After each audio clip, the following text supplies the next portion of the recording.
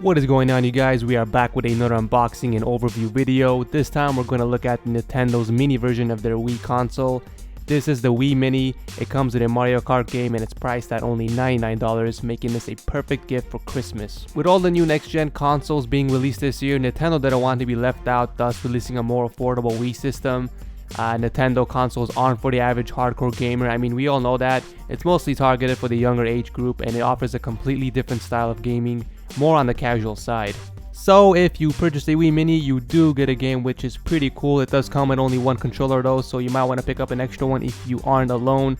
You also get a bunch of booklets including warranty and setup guide, which I won't bore you guys to death with. Moving on further is the huge power brick, and back here is the sensor bar, which is used to detect the motion from the controllers. And here is the console itself, if you can't already tell. It seems like they went with a very simple design. It actually reminds me a lot about the older 8-bit Nintendo H consoles, kind of like the Super Nintendo. This here is the AV cable. Unfortunately, it doesn't support HDMI. This is the Wii Remote Plus. They did include 2 batteries along with it. And last but not least, this is the second part of the controller called the Nunchuck, which is an optional controller with a joystick.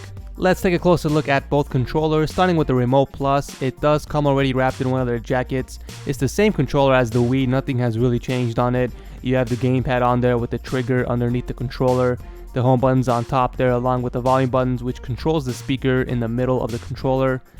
Down here is the slot where you would connect the optional nunchuck for games that do support it.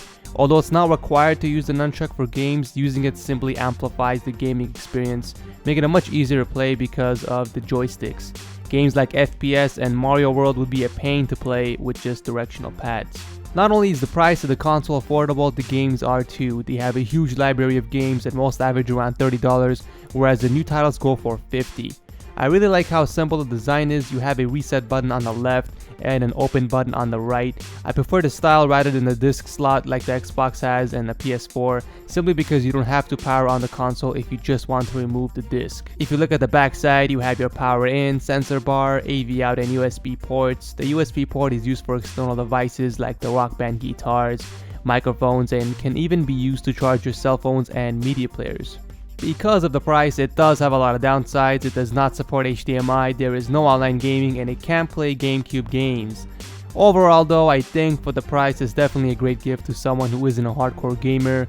I would most likely give this to someone that's under 18 just because of the simplicity. Otherwise, I would go with a real console. So that wraps up the unboxing and overview of the Wii Mini. I want to thank you guys for watching the video. I also want to know what you guys think about the console, so feel free to leave any comments down below. And as always, this is the Tech Source, and we'll see you next time.